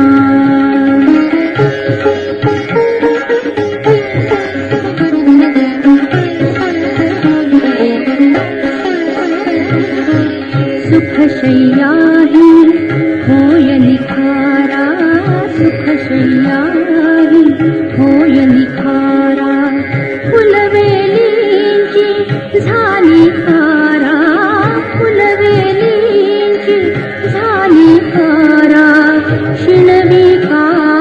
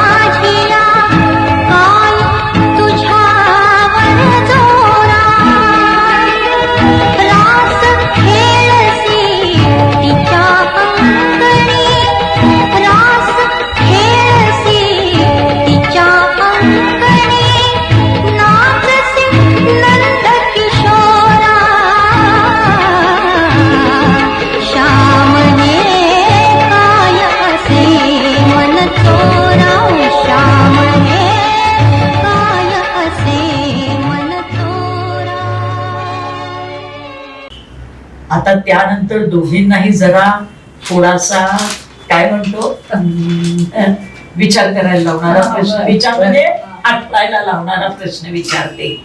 प्रश्न दोघींना आहे, कोणीही आम्ही उत्तर द्या, माझं काही म्हणणं नाही. नाटक हा एक प्रकार असा आहे की जिथे एक गोष्ट नेहमी घडत असते आणि केव्हाही घडू शकते, ती म्हणजे फजिती. त्याला काही नेमच नाही, कुठल्याही कारणाने आणि कधी होईल हे सांगता येत नाही. असं तुमच्या आयुष्यात असा काही प्रसंग घडलाय का की अशी एखादी फजिती झाली आणि मग मात्र आपण म्हणतो नको रे बाबा कानाला कडा, या बाजूला नको जायला आपण, किंवा त्या फजितीतनं आपण काही शिकलो, असं काही घडलंय का? एक आपल्याला एक रंगतदार गमतीदार लोकांना काही सांगावं या दृष्टीने हा प्रश्न विचारलाय. जर आठवत असेल तर जरूर सांगा. तसं माझ्या बाबतीमध्ये काही आठवत तर काही नाही, फजिती झाली असं झालीच नाही. म्हणजे सुदैवानी तशी ती वेळ आली नाही. फक्त एकदा मी पदाचे शब्द विसरले. म्हणजे ते दीपकळी मी दीपकळी हे कट्यामध्ये तिसऱ्या अंकातलं पडदा उघडल्यानंतर तर ते लगेच पद आहे. तर त्यातलं कुठेतरी दुसरं तिसरं कडवं असेल, त्यातले मला शब्दच आठले नाही. मग काय केलं? इकडचं तिकडं आणि शास्त्रीय संगीत शिकले त्यांना करून 2 ताना मारल्या आणि पुन्हा मूळ पदावर आले. पुढचे कुठलेच नाही शब्द नाही, पण म्हणजे ते इथे जोडायचं कसं हे शास्त्रीय संगीत शिकल्यावरती ते बरोबर, पण शब्द आठवले नाही तर त्याच्याऐवजी वेगळे शब्द वगैरे नाही नाही महत्वाचं आहे ना. त्यावेळेला काय आठवणार? अहो असं आहे त्यावेळेला काही काही करणारे आहेत लोक. जाऊ दे, कार्यक्रम संपल्यावर सांगते तुम्हाला. पण ताण मारली, ताण आला काय असेल ते आणि पुन्हा मूळ पदावर आले. वा, मग हे प्रसंग आठलत ना. पण रंगभूमीने शिकवलं तुम्हाला. मग ते म्हणजे सुद्धा होऊ शकतं, नाही असं नाही. होऊ शकतं. विसरणं हे कुठे कुठे येऊ शकतं, ब्लँक केव्हा येऊ शकतो माणूस. त्यामुळे काय मग त्यासाठी तरी निदान शास्त्रीय संगीत शिकावं, शिकायला पाहिजे. तुमच्या बाबतीत? माझ्या बाबतीत मी जेव्हा नाटकात अगदी नवीन काम करायला लागले, म्हणजे खरोखरच स्टेजवर जेव्हा तालमीत उभी राहिल्यानंतर हाताचं काय करायचं हा माझा पहिला प्रश्न होता. त्यामुळे फारच मी गोंधळून जायची. मग नंतर हळूहळू काही प्रयोग करून करायला लागले काम. आणि एकदा आपला कुठेतरी मुंबईतच इथे सांताक्रूजला किंवा काहीतरी ह्याचा प्रयोग होता सुवर्णदुलाचा, आणि मला कळलंच नाही की सुरुवातीला काय झालं ते. फजिती म्हणजे माझीच अशी झाली की अंगडी पारिजात फुलाला हे पद आधी आहे, पहा कसं भरलाय तो, असं तारकभूमीला सांगते. आणि तिसऱ्या अंकात त्या फुलाला मनी वसंत बहार. आता ते काहीतरी नवीन करत होते, भाषण पण सांभाळायचं, वेश पण सांभाळायचा आणि समोरच्या प्रेक्षकांकडे असं म्हणजे त्याला हे करून समोर हे ते करायचं काम. माझं एकदम पहा कसा बहरला तो. मी फुलं केलं आणि हे 2 होईपर्यंत मला ते उमगलं लगेच. आणि समोर साथीदार होते, त्यांच्या पण ते असं चेहऱ्यावर ते दिसलं आणि मग ते लगेच माझ्या लक्षात आलं. आता मग त्या शिकवलं काय आणि हे शास्त्रीय संगीत तुम्ही आता म्हणालात तसं, त्यामुळे शास्त्रीय संगीत शिकवतं तसं रंगभूमी पण शिकवते. तो मला कसा अनुभव आला, तर मग तो म्हटलं आता कसं जमवायचं, कसं साथीदार काही करू शकत नाही, मी म्हणते ते वाजवणार. आणि म्हणून मग पारिजात फुलाला हा फुलाला शब्द घेऊन मी अंगडी पारिजात फुलाला असं जोडलं ते आणि मग अंगडी पारिजात फुलाला सुरू केलं. आणि दुसरा एक प्रसंग असा मजेशीर झाला की आयत्या वेळेला नेपथ्याचा, तुम्ही म्हणालात ना की काही आयत्या वेळेला घडू शकतं. नागपूरला आपला सुवर्णदुलाचा प्रयोग होता आणि आपली खरं बॅकस्टेजची माणसं इतकी सगळी चांगली आहे, व्यवस्थित होतं, पण उशीर झाला, काहीतरी नागपूरला उशिरा पोहोचला, अशी काहीतरी गडबड झाली. आणि दुसऱ्या अंकातला पडदा ते काय कारंजव म्हणा किंवा असं काही जे होतं हे सुरू झालं, पडदा उघडला आणि हाशा आणि टाळ्या आल्या. काही आम्हाला कळे ना आतमध्ये काय झालं ते. तर पडदा उलटा लागला, तर म्हणजे बाजूवर आणि वरचं असं म्हणजे सगळं झालं. आणि मग हे लगेच लक्षात आलं काहीतरी झालं, बघायला आणि राहिलेले पुढे. आणि परत आग्रह केला, थांबावंच लागलं ना, अंक म्हणजे पडदा पाडावा लागला.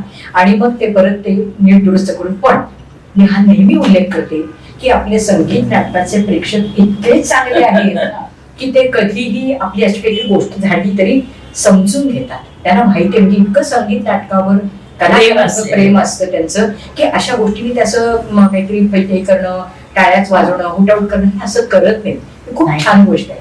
पण तसा अनुभव मात्र असं करत नाहीत. हा पण संगीत नाटकाचा खास प्रेक्षक आहे ना, बरोबर आहे. खास संगीत नाटक हो. ते नाही करत. हम्म. पण सर्वसामान्य ऑडियन्सचं तुम्हाला आठवतंय का?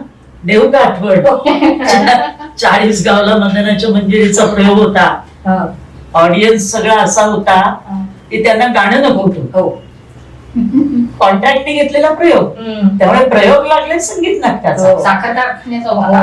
पण पहिलं शरद जांभेकरांनी पहारे परमेशाची लीला गाणं सुरू केलं आणि विश्वनाथ कानेरेंना असं भारतीय बैठक बसलेले लोक पाठीमागनं छोटे छोटे दगड मारायला लागले लोक, आणि त्यांच्या एवढं लक्षात आलं की या माणसाने स्वर दिला ते गाणं सुरू होतं. हा. त्यामुळे त्यालाच दगड मारून उठवला की झालं. गाणं म्हणायला सगळे घाबरत होते. हो. आणि बघू ताई तुम्हाला सांगते, मधुवंती ताई यांची भूमिका काय? म्हणजे मंजिरीची. हा. राज्यातली सर्वश्रेष्ठ गायिका. आता ती गायिका दिसायला पाहिजे. हा. पहिली अगदी तो घेऊन चीज वगैरे म्हणायची किंवा काही. हो. आणि आता इथे ऑडियन्स तर असा काही ऐकूनच घेत नाही. नाही, त्यांना लोकनाट्याचीच आवड. त्या प्रयोगात मधुवंती ताई काय गायले असतील तुम्ही इमॅजिन करू शकता? नाही काय पदरावरती झलकणारीचं मोराचं नाव. हे गाणं म्हणायची वेळ आली आणि मला संगीत नाटकात आता हा प्रसंग आहे की आपलं आपण मनोरंजन करून घ्यायचं. पण असो असा जेव्हा ऑडियन्स असतो ना हो. की तो विशिष्ट लोकांचाच होता, अशोक सराफांचाच तो ऑडियन्स होता.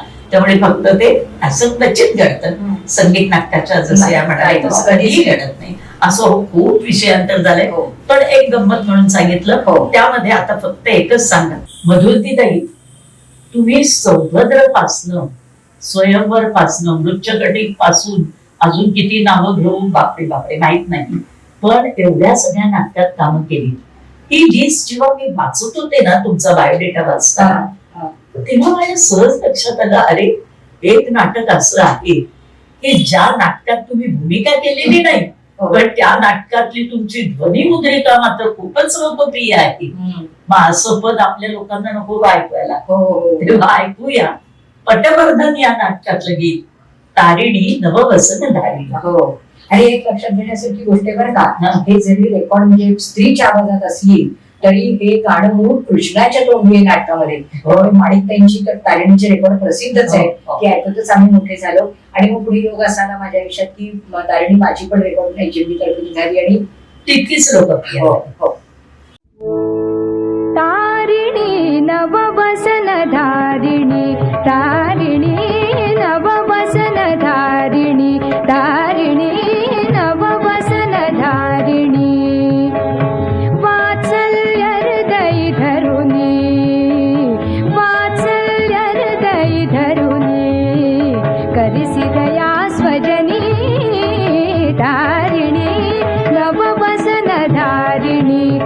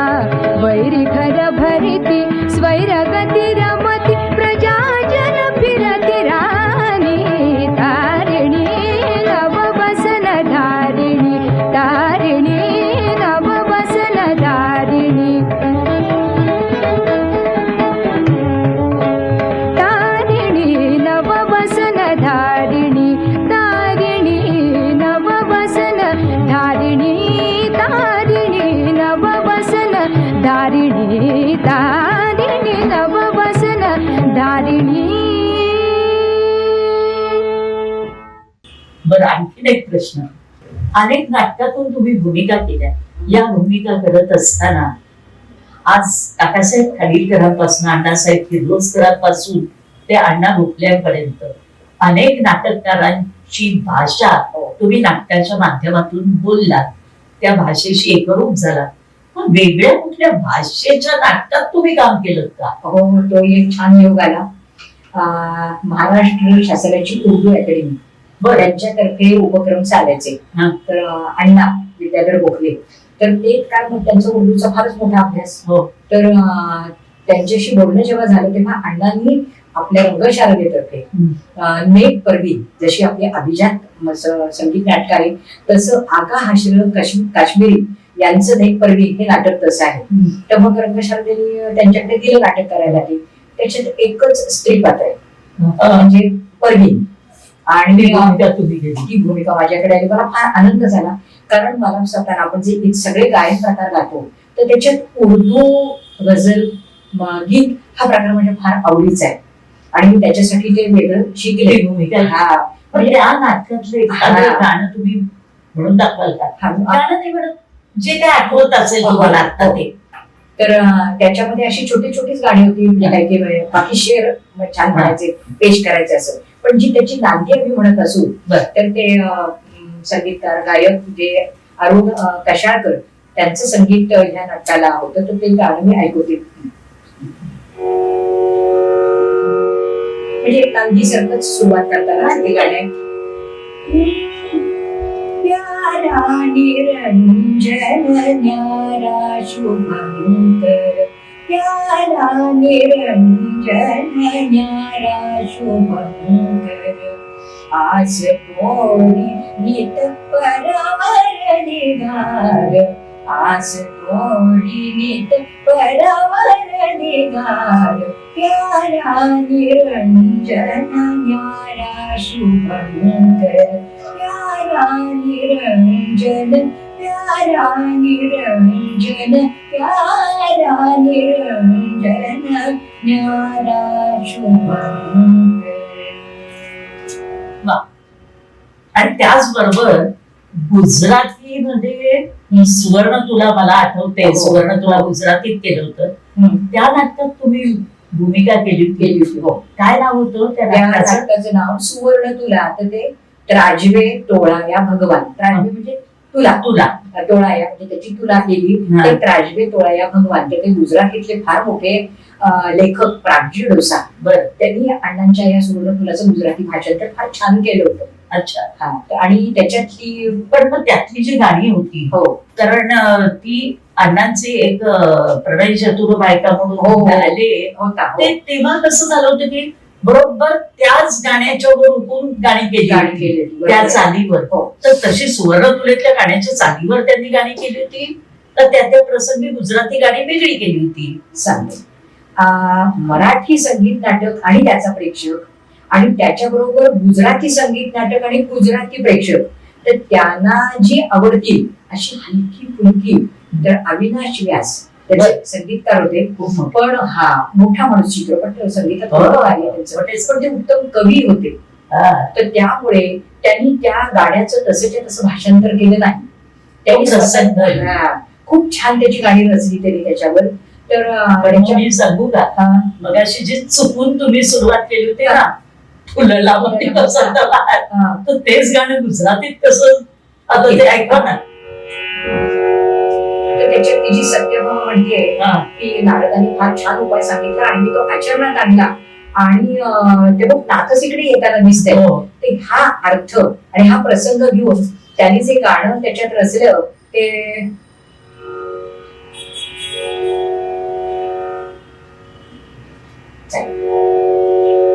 बोलो रे मला नुपुर बोलो छन छन छन छन, बोलो रे मला नुपुर बोलो छन छन छन छन, आवे मारो मन गमतो, आवे मारो मन गमतो, मधुसूदन मधुसूदन मधुसूदन, बोलो रे मला नुपुर बोलो छन छन छन छन छन छन छन छन, चम चम चम चम.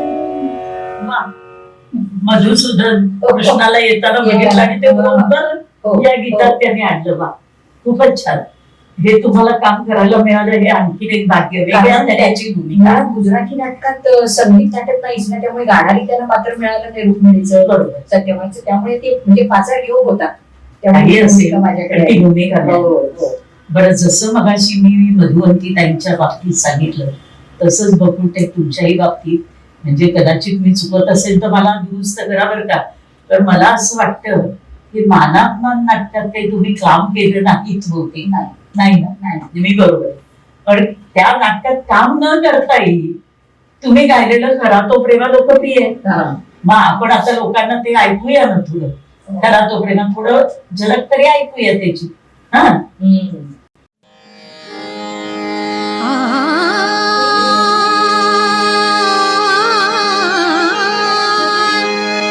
खरा तो प्रेमाना धरी लोभ मने, खरा तो प्रेमाना धरी लोभ मने, खरा तो प्रेमाना धरी लोभ मने.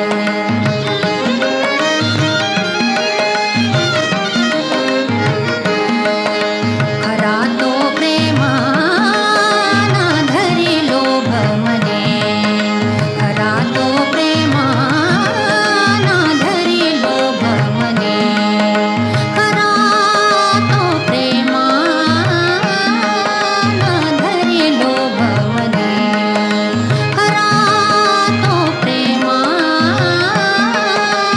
धरी लोभ मने, खरा तो प्रेमाना धरी लोभ मने.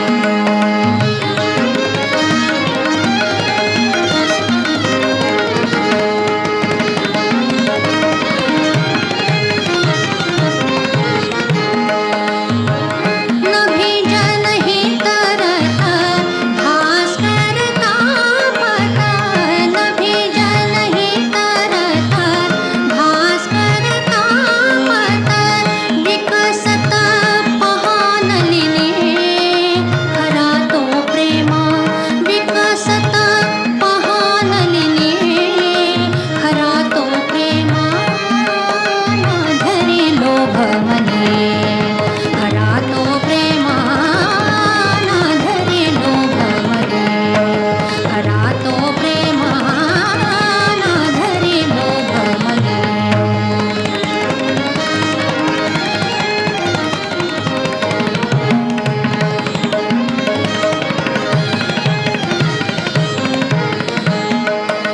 खरा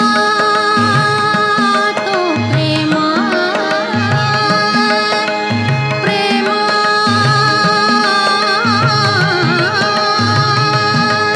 ना धरी लोभ मने, खरा तो प्रेमा ना धरी लोभ मने.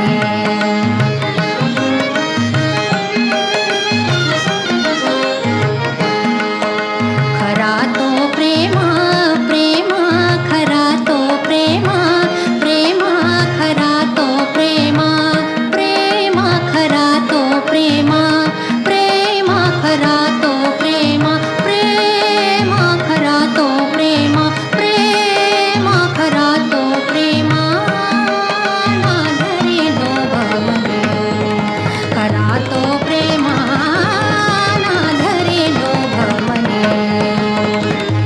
दोघींनाही एक प्रश्न विचारण्यापूर्वी जसं गुजराती गाणं आता मधुवंती ताईंनी म्हणून दाखवलं, तसंच बकुळताई तुमच्या आयुष्यातला एक असा प्रसंग आहे की जो महाराष्ट्राच्या दृष्टीने महत्वाचा आहे, की बालगंधर्व रंगमंदिराचं पुण्याच्या जेव्हा उद्घाटन झालं त्या उद्घाटन प्रसंगी जी कविता बालगंधर्वांच्या वरती गदी माडगुळकरांनी लिहिली आहे त्याला संगीतबद्ध पु ल देशपांडे यांनी केलं आणि ते तुमच्याकडून गाऊन घेतलं होतं.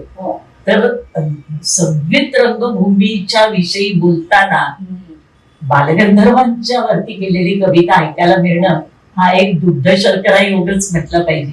तर तेवढं तुम्ही ऐकवाल का? स्वर काय देऊ?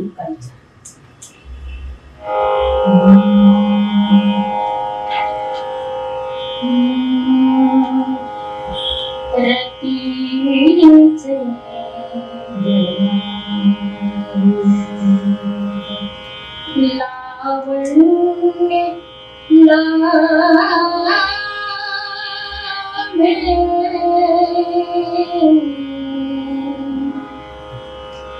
स्त्री जसे हास्य ओठात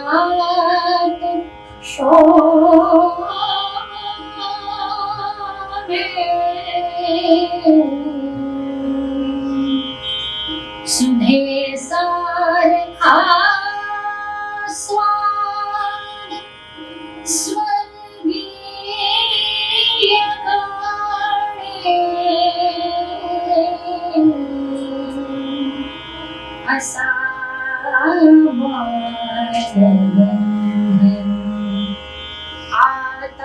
आतान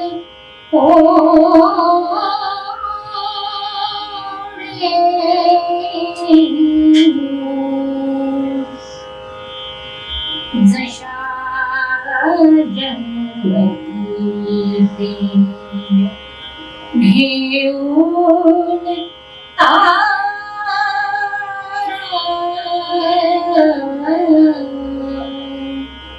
जसा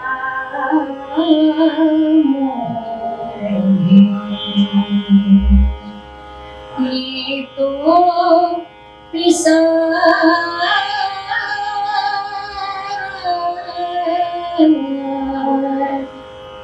तसा येईल कंठात घेऊन गाणे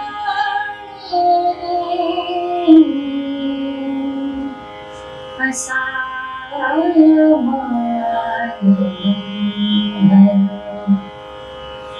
आतान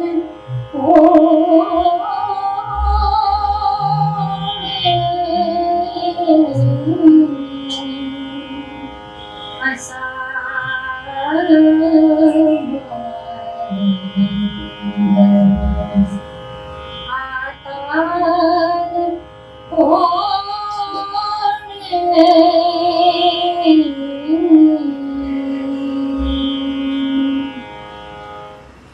वा, छान. इतकं सुंदर वातावरण तयार झालंय.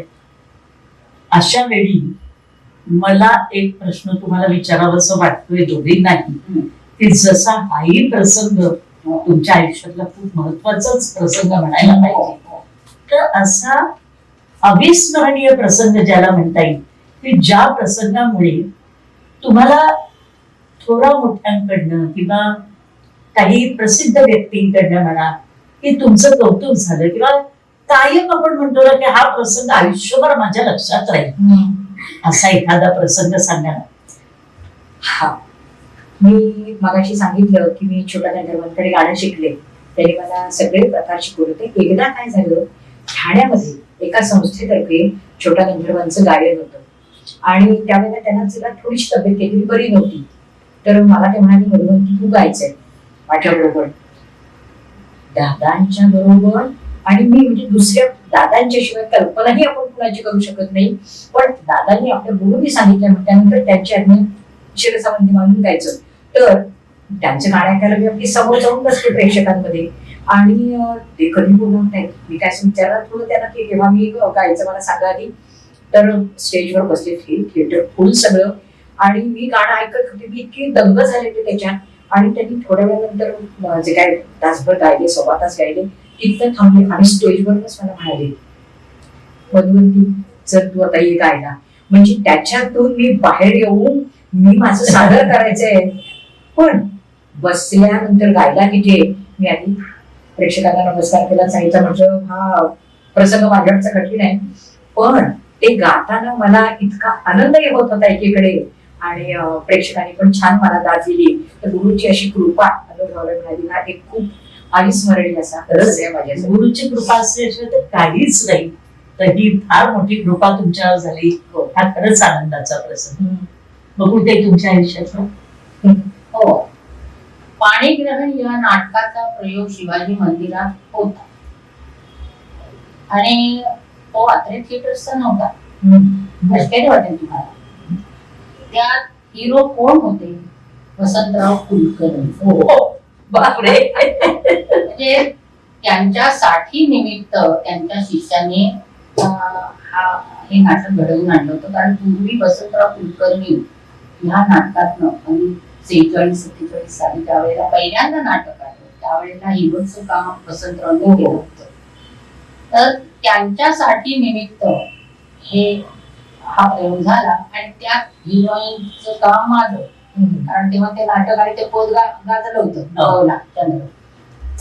आणि हाऊसफुल अगदी म्हणजे लोकांची बाजूला पण उभी होती.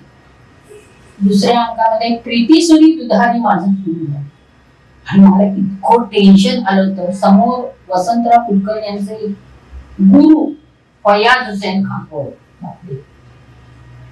ते बसलेले आणि बापरे म्हटलं आता मी काय गाणार यांच्या पुढे. पण मी ते पद म्हटलं थोडस संगीताचं जरी संगीत असलं तरी ते गायकी अंगाचं पद आहे. तर ते पद म्हटल्यानंतर अंक पडल्यावर हे आत आले पहिला दुसरा, वो लडकी कहाँ है, वो लडकी कहाँ है. काय म्हणतो चुकलं का म्हणजे धडकीच बोलली, वो लडकी कहाँ है. मी नमस्कार केला त्यांना वापरून. बेटा आपने बहुत अच्छा गाया. ही दाद मात्र कायम माझ्या स्मरणात राहील. कारण फैयाज म्हणजे वसंतराव कुलकर्णींचे गुरु फैयाज हुसेन खान आग्रा घराण्याचे आणि कर्मधर्म संयोगाने मला ज्यांनी अनेक वर्ष गाणं शिकवलं गोविंदराव अग्नी तेही आग्रा घराण्याचे, पण ते अनवर हुसेन खान पण शिकली म्हणजे त्यांचे भाऊ. तर हे एक गुरु बंधूच, पण ते त्या पदाला जी त्यांनी तिथे दाद दिली बसल्यावरती सुद्धा ते दाद देत होते आणि अंक पडल्यामुळे लडकी का आहे हे वाक्य मी कधी विसरणार नाही. म्हणजे ती त्यांच्याकडून मिळालेली गुरुची एक दादच आहे. आणि आणखी एक म्हणजे तिसऱ्या अंकातलं माझं जे एक म्हणजे हे बंधारीचं माझं म्हणलं कादरीला परदेस आहे ते मूळ नाटकामध्ये वसंतराव आणि मी असं दोघं जण मिळून गातो. असं रेकॉर्ड फक्त माझेच निघाले आणि त्यात आम्ही सरगम घेत असतो आणि ती सरगम लोकांना खूप आवडायची. आणि वसंतराव गायकी जर एक दाखवायची तर वसंतरावांच्या अंगाचीच गायकी मला दाखवली पाहिजे. त्यामुळे सरगम सुद्धा आणि दरवेळेला नवीन नवीन सरगम आम्हाला म्हणजे आणि मी जसं गायकी तसे तेही आणखी आणि ते मला त्यांच्या मागे ओढत यायचे. म्हणजे असं आमचं ते आदान प्रदान चालायचं आणि त्याला लोकांनी ती इतकी दाद प्रत्येक प्रयोगाला दिली. आणि हे पाहून वसंतरावांना सुद्धा आनंद झाला की खरंच म्हणजे तू जशी नोटेशन आपण म्हणजे गायकी आपली सारखी दिसते आणि ती दिसणं आवश्यक आहे. तर हे जे हे शास्त्रीय संगीत शिकण्यामुळे येतं हे हा मुद्दा मला सांगायचा आहे. त्याची म्हणजे हा कौतुकाचा माझा भाग नाहीये, तर शास्त्रीय संगीत शिकण्यामुळं काय होतं आणि तुमच्या विचारांमध्ये काय परिवर्तन होतं, फरक होतो किंवा तुम्हाला ते आकलन होतं हे सगळ्यांना कळावं म्हणून मी हे प्रसंग सांगितलं. माझं काम थोडं तुम्ही सोपं केलं. जो शेवटचा प्रश्न म्हणून मी तुम्हाला विचारणार होते की विद्यादान करत असताना तुम्ही आजच्या तरुण पिढीला काय सांगाल, तर हे उत्तर तुम्ही आत्ताच दिलंच आहे आपोआपच की शास्त्रीय संगीत कसं शिकायला पाहिजे. मधुवंतीताई तुम्ही अजून काय सांगू शकाल तरुण पिढीला? बरोबर आहे, त्यांनी जसं सांगितलं तसं सरगम करणं म्हणजे नोटेशन ओळखणं हे मला लहानपणापासून होतं. आणि मग पुढे वेगवेगळ्या गुरूंकडून ते समजून घेणं कसं आहे बाबा ही जागा माझी अशी काय येत नाहीये. छोटा गंधर्व शिकवत आहेत, रामभाऊ शिकवत आहेत किंवा बुवा शिकवत आहेत यशवंत बुवा, ते हे काय आहे बाबा नोटेशन हे पुढे डेव्हलप होत गेलं. आणि त्याच्यानंतर आताही मी असं सांगेन की हे मुद्दे आपण काही तिथले मगाशी म्हटलेले आहेत, परंतु नाटकामध्ये एक वेगळा मुद्दा मला जे सांगावंसं वाटतं थोडक्यात सांगते की गाणं म्हटलं की शेवटी त्याला ताल आहे, तालाबरोबर लय आहे. म्हणजे बैठकीत गाताना सुद्धा त्याला विशिष्ट लय त्या त्या गाण्याची असते, तशी नाटकामध्ये सुद्धा त्या गाण्याची विशिष्ट लय आहे. बलसागर तुम्ही कुठल्या लयीत गायला पाहिजे, नाथा माझा कुठल्या गायला पाहिजे, तारिणी किंवा मधुकर हा सुराबरोबर म्हणजे शास्त्रीय संगीताचं जे अंग आहे ताल आणि लय ही अतिशय महत्वाची आहे आणि ती त्याचा सुद्धा तुम्ही विचार केला पाहिजे. म्हणजे गाणं ते सुरू कसं करायचं, संपवायचं कधी, ह्या अतिशय महत्वाच्या गोष्टी आहेत. आणि ह्या मुलींना आपण जेव्हा आपल्या डिप्लोमा क्लासमध्ये शिकवतो त्यावेळेला त्यांना, आणि काय खरं सांगू काही शिकवताना आनंद वाटतो की त्यांना शिकायचंय, ते इच्छा आहे ती शिकायची.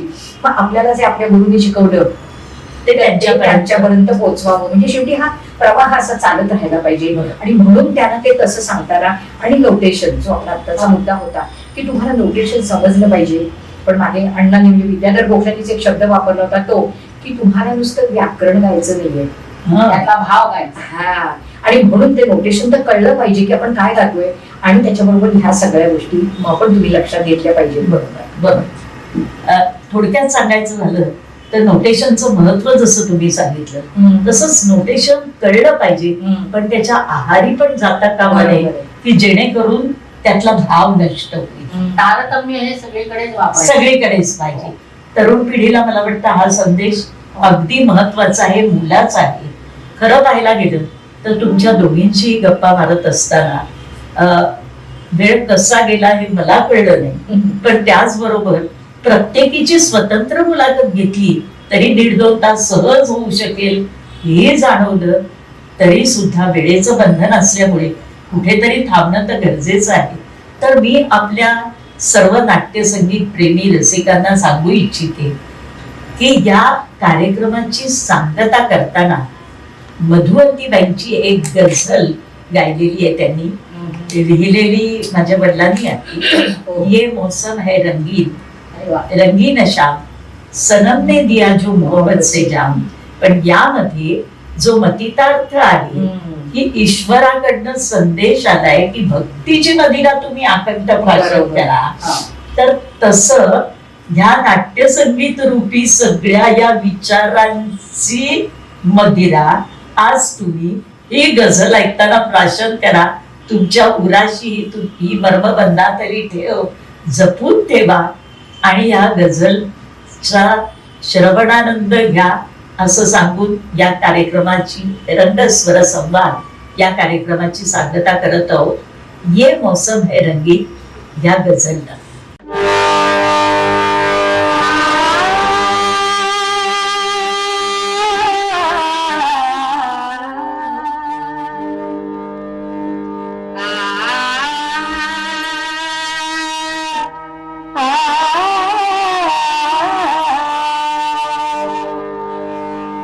ये मौसम है रंगीन,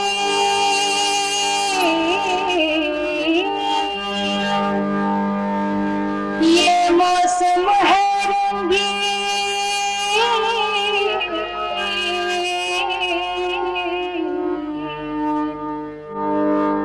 रंगीन शाम, सनम ने दिया जो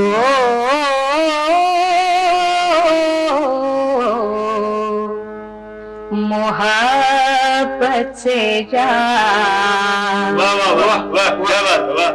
आ आ आ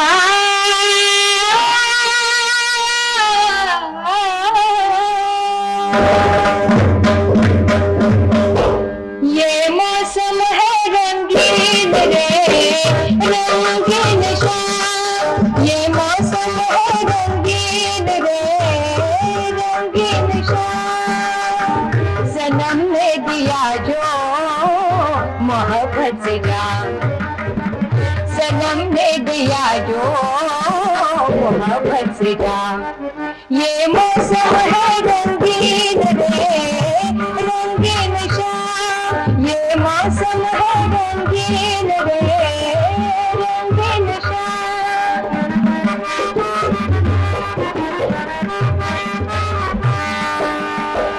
जादू भरी पे मैं क्या कहूँ, जादू भरी पे मैं क्या कहूँ.